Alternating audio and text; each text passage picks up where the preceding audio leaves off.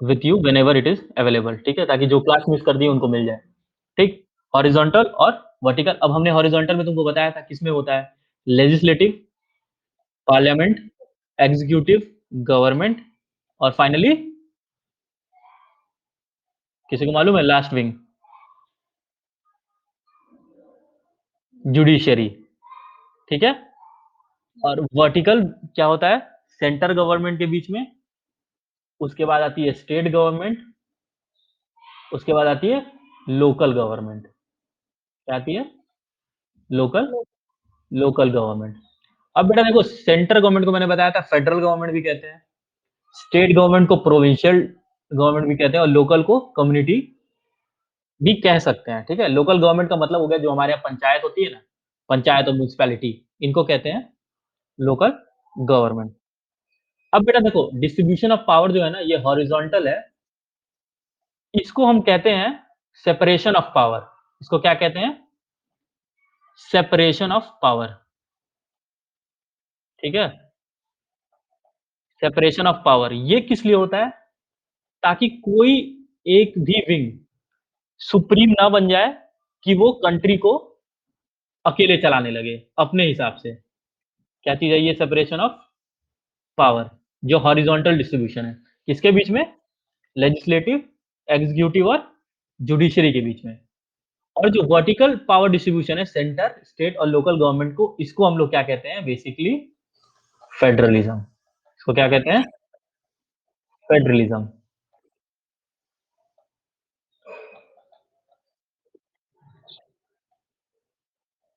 Spelling और थोड़ा writing को इग्नोर करो, बट कंसेप्ट समझ में आ गया इतना, रिवीजन जो किए हैं, ठीक, ऑल राइट, ओके बेटा, ठीक। तो वर्टिकल डिस्ट्रीब्यूशन को हम लोग कहते हैं फेडरलिज्म, ठीक। अब हम नेक्स्ट ओवरव्यू पे जाते हैं। हमने देखा क्या चीज,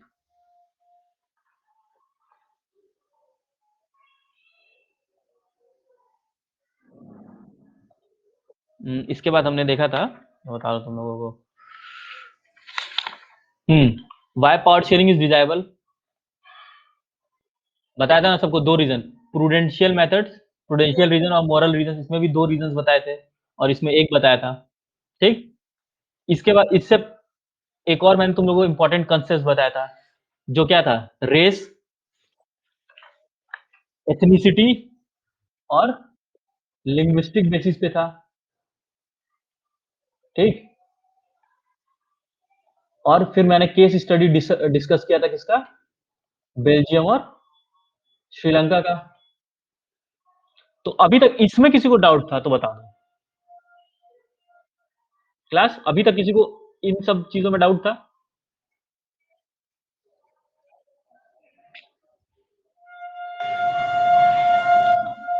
नो सर, फाइन, मतलब अभी तक ये सब क्लियर हो गया था।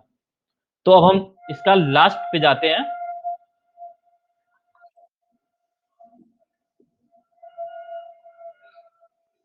Let's move on to the last part, that is forms of power sharing.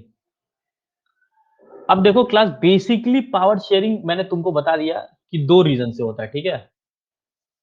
Power sharing desirable क्यों है, बता दिया था ना, प्रूडेंशियल्स और मॉरल रीजंस। तो बेसिकली यही है कि हम लोग पावर शेयरिंग इसलिए करते हैं कि जो डेमोक्रेसी है ना, उसको और स्ट्रांग कर सके, कि पावर अगर किसी एक के हाथ में आ गई, मतलब if the power is centralised to only one entity, then it will lead to autocratic rule, autocratic rule और अथॉरिटेरियन रूल, मतलब कोई एक ही आदमी सब नियम कानून बनाएगा और उसके आगे कोई भी नहीं रहेगा, that is autocratic and authoritarian rule, ठीक। अब पावर शेयरिंग जो मॉडर्न वर्ल्ड है उसमें कैसे होता है, देखो अभी बताया था ना हॉरिजॉन्टल डिस्ट्रीब्यूशन, इसीलिए पहले एक्सप्लेन कर दिया था, ये हॉरिजॉन्टल डिस्ट्रीब्यूशन बताया था ना, हॉरिजॉन्टल, लेजिस्लेटिव्स, एग्जीक्यूटिव्स और जुडिशरी के बीच में यस। बेटा तो यही है पहला, different organs of government, legislator, executive and judiciary. अब क्या होता है, ये किस लिए किया जाता है कि किसी को भी अनलिमिटेड पावर ना मिले। अनलिमिटेड पावर ना मिले मतलब अगर कोई भी कुछ भी ऐसा काम कर रहे हैं, ठीक है? कि वो सही नहीं है, तो जैसे मान लो गवर्नमेंट है, गवर्नमेंट डिसाइड करे कि आज कल से सबको जेल में बंद कर देंगे, ठीक? सारे लोगों को। तो लेजिस्लेटर क्या कर सकते हैं? गवर्नमेंट को हटा सकते हैं। जुडिशरी क्या कर सकती है कि नहीं, ये अलाउड नहीं है। तो क्या करते हैं? ये बेसिकली होता है बैलेंस करने के लिए, चेक करने के लिए, चेक एंड बैलेंस करने के लिए, ठीक है? अब आई थिंक तुम लोग लास्ट क्लास में पढ़े हो कि नहीं, कि जो इंडिया में एग्जीक्यूटिव है मतलब जो गवर्नमेंट है, प्राइम मिनिस्टर और उसके काउंसिल ऑफ मिनिस्टर वो किसके रिस्पॉन्सिबल होते हैं? लेजिस्लेटर्स के लिए। मतलब अगर हमारी पार्लियामेंट, ठीक है, जिसमें 550 समथिंग मेंबर है, 552 स्ट्रेंथ है, उसकी अगर हाफ मेंबर्स डिसाइड कर दें कि गवर्नमेंट इज़ नॉट वर्किंग, ठीक है? और वोट कर दें इसके हाफ स्ट्रेंथ से, तो गवर्नमेंट क्या होगी, वो डिसमिस हो जाएगी। गवर्नमेंट विल बी डिसमिस्ड, ठीक? और इसी तरह जुडिशरी कैसे करती है? मान लो गवर्नमेंट कोई लॉ पास कर दी। अभी रिसेंटली गवर्नमेंट एक लॉ पास की थी फार्म बिल पे जिसे प्रोटेस्ट चल रहा था। तो लोग इतना प्रोटेस्ट कर रहे थे, तो जुडिशरी बोली कि अभी इस पे स्टे लगा दीजिए आप, जब तक ये इश्यू क्लियर नहीं होता। ठीक? तो इसी तरह क्या होता है बेसिकली बेटा, चेक एंड बैलेंसेस का काम करते हैं। ठीक? पढ़ा है? Okay, very good Shivanshu. ठीक। अब दूसरा पार्ट देख लेते हैं। मैंने वर्टिकल पावर शेयरिंग तुम लोगों को बताई थी। दूसरा पार्ट का मतलब क्या है? Vertical power sharing. Different wings of government, ठीक है? सेंट्रल गवर्नमेंट, स्टेट गवर्नमेंट और और सॉरी लोकल गवर्नमेंट। पहला फेडरल गवर्नमेंट, ठीक है? मतलब सेंट्रल गवर्नमेंट, इंडिया को सेंटर या यूनियन गवर्नमेंट कहते हैं। बेटा फेडरल गवर्नमेंट का मतलब क्या होता है कि अलग-अलग कॉन्स्टिट्यूटिंग स्मॉलर एंटिटीज़ को मिला के एक बड़ी एंटिटीज़ बने, पॉलिटिकल एंटिटी, तो उसको क्या कहते हैं? फेडरेशन। और जो वो गवर्नमेंट के फॉर्म में एक्ट करे तो उसको क्या कहते हैं? Federal government. जो उसके नीचे कॉन्स्टिट्यूटिंग बॉडीज़ होती हैं, पॉलिटिकल बॉडीज़ होती हैं, गवर्नमेंट होती है, उनको क्या कहते हैं? रीजनल, प्रोविंशियल या स्टेट गवर्नमेंट, ठीक है? इंडिया में इनको कहते हैं हम लोग स्टेट गवर्नमेंट, ठीक? और हमने बेल्जियम का केस स्टडी देखा था सबने, कि बेल्जियम ने क्या किया था? 2 पार्ट में बेल्जियम को डिवाइड कर दिया था, एक यहाँ की स्टेट गवर्नमेंट, एक यहाँ की स्टेट गवर्नमेंट और ब्रुसेल्स की अपनी गवर्नमेंट, ठीक है? जबकि श्रीलंका ने क्या किया था? ऐसा नहीं किया था। तो क्या हुआ? यहाँ से लॉ एंड ऑर्डर और सोशल हार्मनी बनी रही और यहाँ पे श्रीलंका में क्या हुआ? कॉन्फ्लिक्ट हुआ। याद है कि नहीं क्लास, कि भूल गया सब कुछ? ओके बेटा। तो डिवीज़न ऑफ पावर का, पावर शेयरिंग का कांसेप्ट समझ में आ गया? और इसको क्या कहते हैं हम लोग? जो पावर शेयर किया जाता है सेंटर, स्टेट और लोकल गवर्नमेंट की, इसको कहते हैं फेडरल डिवीज़न ऑफ पावर, ठीक है? This is the division of power involving higher and lower level of government, vertical division of power. अब देखो सुनो, क्या होता है कि पावर शेयरिंग डिफरेंट ग्रुप्स के भी बीच में हो सकती है। कम्युनिटी गवर्नमेंट, जैसे बेल्जियम का हमने केस देखा ना, कि लिंग्विस्टिक बेसिस पे हुआ था। फ्रेंच स्पीकिंग को भी पावर मिली थी और डच स्पीकिंग को भी पावर मिली थी। अब जैसे देख लो इंडिया में भी है, रिजर्वेशन है ना? रिजर्वेशन इंडिया में है कि नहीं रिजर्वेशन? है ना? किसके लिए? Weaker section of the society, weaker section है, weaker section, scheduled caste, scheduled tribes and other backward class. बेटा ये भी क्या है? ये एक कम्युनिटी बनाते हैं। ये भी एक कम्युनिटी ना है। शेड्यूल्ड कास्ट हो, चाहे शेड्यूल्ड ट्राइब हो, चाहे बैकवर्ड कास्ट हो। ठीक, तो बेटा ये क्या है? कम्युनिटी। तो इंडिया इनको रिजर्वेशन देता है ना पार्लियामेंट में, स्टेट लेजिस्लेटर्स में, गवर्नमेंट सर्विसेज में, सब जगह इनको क्या मिलता है? रिजर्वेशन मिलता है। तो ये रिजर्वेशन क्या है? पावर शेयरिंग है कि नहीं है? It is a form of power sharing. तो इसको क्या कह सकते हैं? कम्युनिटी गवर्नमेंट, जिसमें पावर शेयर कर रहे हैं हम किसके बेसिस पे? कास्ट के बेसिस पे, ठीक है? बेल्जियम में किसके बेसिस हुआ था? लिंग्विस्टिक बेसिस पे हुआ था। इंडिया में किस बेसिस पे हुआ है? कास्ट बेसिस पे। तो इस तरह से भी पावर शेयरिंग हुई। अब फाइनल पावर शेयरिंग किस बीच में है? Political parties, pressure groups and movements. अब देखो बेटा सुनो, फिलहाल इंडिया में किसकी गवर्नमेंट चल रही है? नेशनल डेमोक्रेटिक अलायंस की सेकंड गवर्नमेंट, ठीक है। एनडीए की मेजर पार्टनर क्या है? बीजेपी, जिसके पास खुद की मेजोरिटी है। अगर बीजेपी के पास मेजोरिटी नहीं होती, किसकी तरह जैसे यूपीए 2 गवर्नमेंट थी, यूनाइटेड प्रोग्रेसिव अलायंस की जो सेकंड गवर्नमेंट थी 2004 टू 2009 एरा में, नहीं 2009 टू 2013 एरा में, 14 हाँ 2014 एरा में कांग्रेस थी, बट कांग्रेस के पास खुद की मेजोरिटी नहीं थी। तो ये किससे किससे सपोर्ट किया था?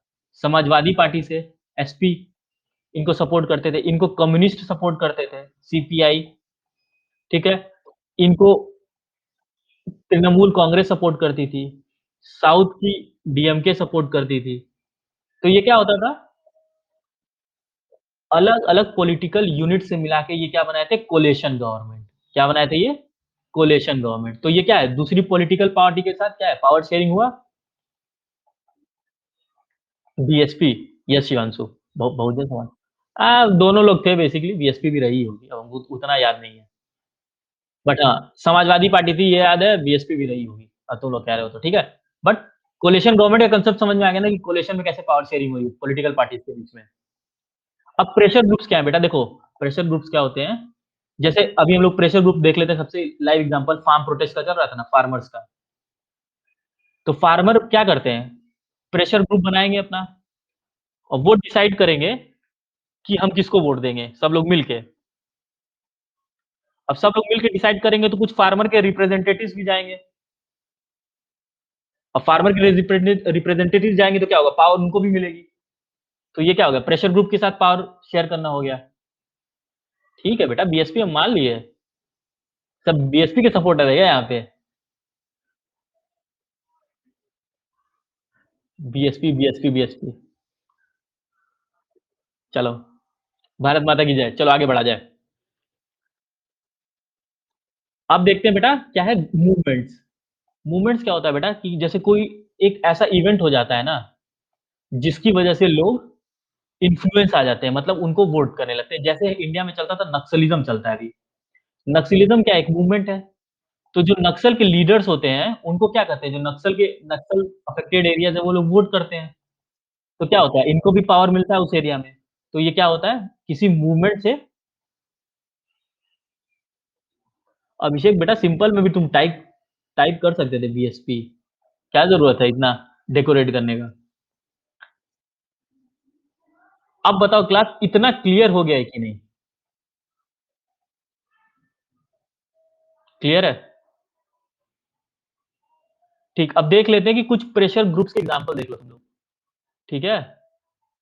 ट्रेडर्स बॉडी हो गया, जैसे FICCI, federation of Indian chamber, नहीं, federation of industrial chambers and commerce of India, ऐसे ही कुछ है। बिज़नेसमैन का ग्रुप हो गया, इंडस्ट्रियलिस्ट का ग्रुप हो गया, फार्मर्स का ग्रुप हो गया, इंडस्ट्रियल वर्कर्स का हो गया। तो एक काम करना, सबका ना एग्ज़ाम्पल नोट कर लेना, नेट पे देख के, कि प्रेशर ग्रुप्स में कौन से ट्रेडर्स हैं, ट्रेडर्स का ग्रुप कौन-सा है, बिज़नेसमैन का कौन-सा ग्रुप है, इंडस्ट्रियलिस्ट का कौन-सा है, फार्मर्स का कौन-सा है।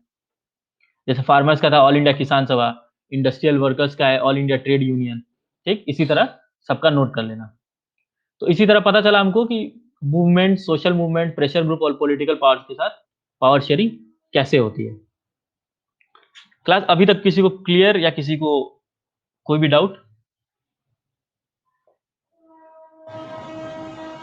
No sir. फाइन बेटा, तो ये चैप्टर हमने कंप्लीट कर लिया, क्या था? पावर शेयरिंग का। अब regarding to your test, I am repeating once again, go through your book completely, go through the study material I have provided, ठीक है। और question will be based on MCQ two, बेटा concept basis पे आएंगे question. It will be coming on concept basis, multiple choice questions, ठीक। तो make sure कि तुम्हारे कंसेप्ट क्लियर है, कोई डाउट हो। अब हम लोग नेक्स्ट वीक में पूरा रिवीजन करेंगे, जितने हमने चैप्टर्स पढ़े हैं सबका हम लोग रिवीजन करेंगे। ऑफ कोर्स पावर शेयरिंग का नहीं करेंगे, क्योंकि पावर शेयरिंग के वीडियोस भी अवेलेबल हैं और I have went through power sharing quite well,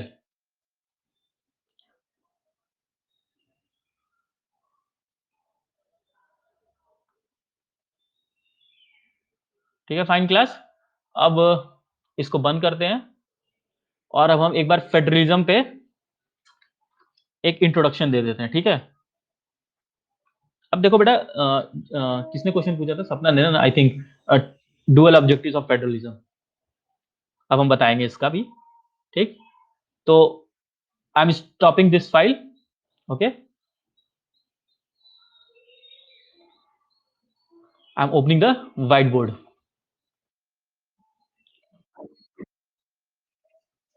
class pay attention. बेटा मैंने तुम लोगों को अभी-अभी बताया है कि फेडरलिज्म पावर शेयरिंग करते हैं हम, ठीक है? 2 तरह से, एक हॉरिज़ॉन्टली, एक वर्टिकली। तो जब हम वर्टिकल पावर शेयरिंग कर रहे हैं तो इसको हम कहते हैं फेडरलिज्म। पावर शेयरिंग क्या हो गया? वर्टिकल, वर्टिकल हो गया तो इसको कह दिए हम फेडरलिज्म। अब बेटा वर्टिकल पावर शेयरिंग बेसिकली क्यों हम करते हैं समझ लो, ठीक है? फेडरलिज्म का कांसेप्ट बेसिकली आता क्यों है? एक तो कंट्री बहुत बड़ी हो, मतलब size, country has a large territorial extent. दूसरा डाइवर्सिटी, मतलब country is very diverse. Diverse किस बेसिस पे हो सकता है? लैंग्वेज, रेस, रिलिजन और भी बहुत सारे रीज़न पे डाइवर्स हो सकता है, ठीक है? अब क्या होता है साइज़ बड़ी होगी, तो एक ही जगह से रूल करना बड़ी दिक्कत होती है। इसको कहते हैं एडमिनिस्ट्रेटिव इनकन्वीनियंस कि एक ही जगह से हैं तो रूल कर रहे हैं। तो इसलिए क्या करते हैं ये स्मॉलर यूनिट्स बना देते हैं ताकि लोकल इश्यूज़ को देख सकें, ठीक? और दूसरा रीज़न क्या है डाइवर्सिटी जब होती है, लिंग्विस्टिक हो या रेशियल हो या रिलिजियस हो, तो इसमें पावर शेयरिंग हम इन ग्रुप्स के साथ क्यों करते हैं ताकि सोशल हार्मनी बना सकें। क्योंकि सारे ग्रुप्स की सोशल रिक्वायरमेंट अलग-अलग होगी। मान लो इकोनॉमिक रिक्वायरमेंट सबकी सेम है कि सबको नौकरी चाहिए, सबको एजुकेशन चाहिए, सबको जो भी चाहिए। बट सोशल रिक्वायरमेंट्स अलग होंगी। तो इन सोशल रिक्वायरमेंट अगर सब पे एक ही फ़ॉर्मूला लगा दें कि सबको सेम चीज़ें मिलेंगी, तो क्या होगा? कुछ सोशल कॉन्फ्लिक्ट होंगे। तो हम लोग क्या करते हैं सोशल कॉन्फ्लिक्ट को प्रिवेंट करने के लिए क्या करते हैं, दूसरा रीज़न यही है। तो बेटा 2 रीज़न क्या है फेडरलिज्म का कांसेप्ट्स को पहला administrative to avoid administrative inconvenience to share power between various social groups to maintain social peace and tranquility that is to avoid conflict, ठीक? अब किसी को बेटा फेडरलिज्म के कांसेप्ट में इतना डाउट है कुछ भी। अब फेडरलिज्म का देख लो कुछ पॉइंट्स। फेडरलिज्म में बेसिकली क्या होता है स्मॉल पॉलिटिकल यूनिट्स होते हैं। क्या होते हैं? पॉलिटिकल यूनिट्स, ठीक है? और ये पॉलिटिकल यूनिट्स इंडिपेंडेंट भी होते हैं और सब्सिडियरी भी होते हैं, एक बड़े पॉलिटिकल यूनिट के अंदर। मतलब जो यहाँ की स्टेट गवर्नमेंट है, वो कुछ मैटर में यहाँ की सेंटर गवर्नमेंट से इंडिपेंडेंट भी रहेगी, क्या रहेगी? इंडिपेंडेंट रहेगी कुछ मैटर में और कुछ मैटर में ये इसके क्या रहेगी? सब्सिडियरी। मतलब जो सेंटर कहेगी वही करना है, सब्सिडियरी, ठीक है? तो फेडरलिज्म का यही कांसेप्ट है। फेडरलिज्म अलग-अलग तरह से होते हैं, ठीक है?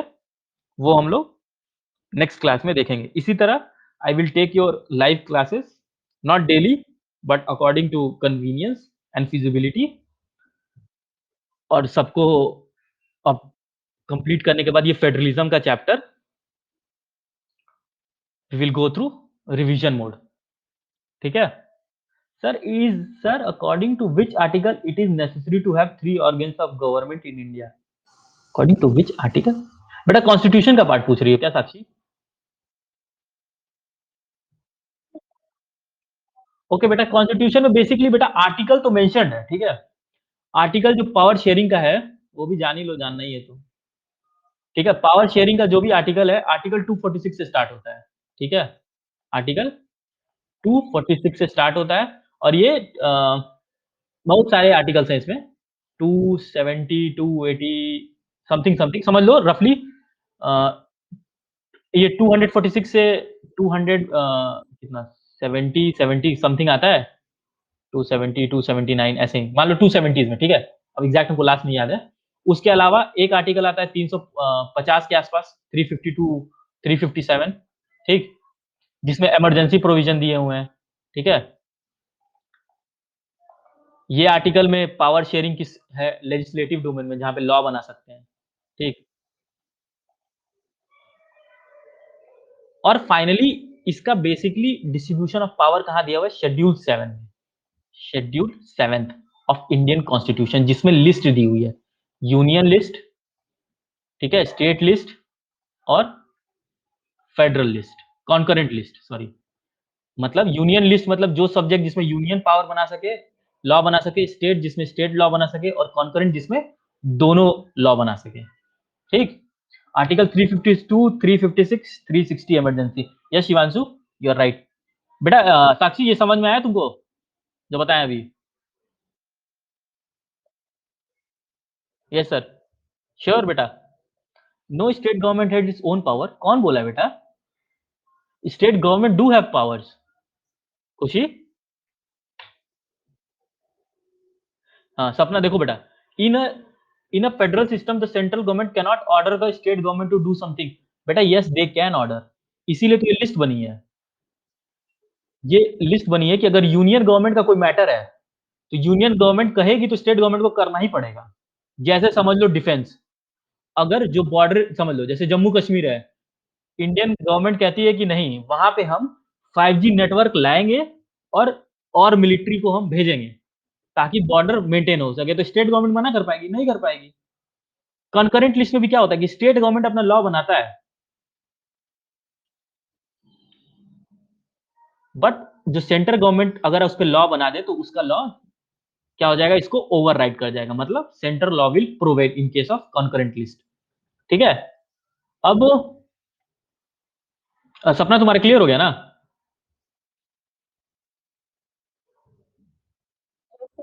ओके बेटा।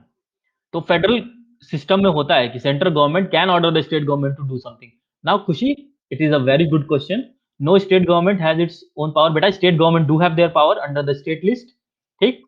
Sir in India state government have less power than central government. Okay yes, that is that is right. Indeed India में बेटा स्टेट गवर्नमेंट के पास लेस पावर है सेंट्रल गवर्नमेंट के लिए। बेटा यूनिटरी और फेडरल गवर्नमेंट है ना, वो आगे हम पढ़ाएंगे अभी टाइप्स ऑफ फेडरलिज्म स्ट्रक्चर में, ठीक है? अभी होल्ड करो, पहले हम खुशी के डाउट को क्लियर कर दें। बेटा देखो, स्टेट गवर्नमेंट को पावरफुल क्यों बनाया गया है इंडिया में? सुनो, इसका रीज़न है, इसका 2-3 रीज़न है, ठीक है? अब जान ही लो, जानना है तो। पहला तो हिस्टोरिकल, ठीक है? कि बेटा इंडिया में ना स्टेट गवर्नमेंट इंडिपेंडेंट कभी नहीं थी। क्या था? इंडिपेंडेंट कौन हुआ? पूरा इंडिया 1947 में। तो अगर India independent as a union हुआ है, तो यूनियन ही डिसाइड करेगा कौन सी स्टेट गवर्नमेंट रहेगी, कौन सी स्टेट गवर्नमेंट नहीं रहेगी, ठीक? दूसरा रीज़न क्या है? इसको कहते हैं unity and integrity of India. बेटा देखो, पॉलिटिक्स के चक्कर में ना ज़रूरी नहीं है कि स्टेट गवर्नमेंट इंडियन यूनियन के बारे में ही सोचे। वो सोचे कि हम पावर में रहेंगे, तो इसके लिए क्या कर सकती है ये सेसेशन मूवमेंट ला सकती है। मतलब सेसेशन का मतलब होता है डिव अलग हो जाना कंट्री से, सीसीड कर जाना, ठीक है? सीड कर जाना। तो जैसे मान लो अभी क्या नॉर्थ ईस्ट में इश्यू चलता है ना, तो वहाँ पे नागालैंड कहती है कि नहीं, हम अलग होके एक अलग नागालैंड बनाएँगे, ग्रेटर नागालैंड। तो इंडियन गवर्नमेंट कहती है अच्छा, इतना हो गया है क्या? भेज देती है आर्मी, कैसे बनाओगे? मज़ाक चल रहा है क्या यहाँ पे? तुमको इतनी सारी पावर दी है, इतनी सारी प्रोटेक्शन दी है, फिर भी तुमको यही करना है। तुमको पैसा दे रहे हैं, तो तुमको क्या करना चाहिए? तुमको properly health care education, social development करना चाहिए, पर तुम चिल्लाने लगते हो तुमको ग्रेटर नागालैंड चाहिए। तो क्या करती है? इंडियन गवर्नमेंट अलाउ नहीं करती है। इसी तरह अगर ज़्यादा पावर हम स्टेट गवर्नमेंट को दे दें, तो क्या करेगी? वो सेंट्रल गवर्नमेंट की बात मानेगी? नहीं मानेगी। तो इसीलिए इंडियन फेडरेशन अभी उतना डेवलप नहीं हुआ है कि स्टेट गवर्नमेंट को हम उतनी पावर दे सकें कि ये सेंट्रल गवर्नमेंट को ओवरराइड कर दें। और इंडिया में बेटा डाइवर्सिटी बहुत ज़्यादा है।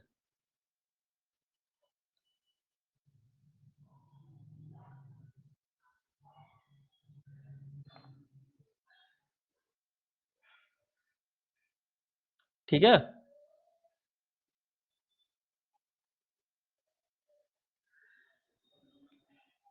Politics is also reason. Yes, yes. Politics is very much reason.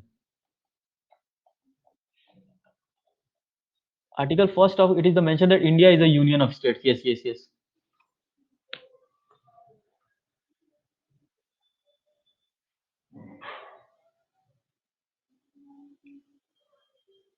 Okay class, अब फिलहाल के लिए अभी इतना ही। That's all. ठीक है, समझ में आ गया आई होप सबको।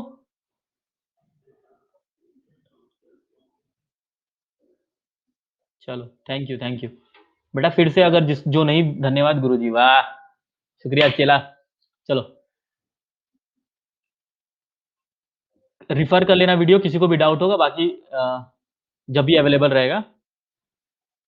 ठीक है, चलो fine. Okay class, thank you so much.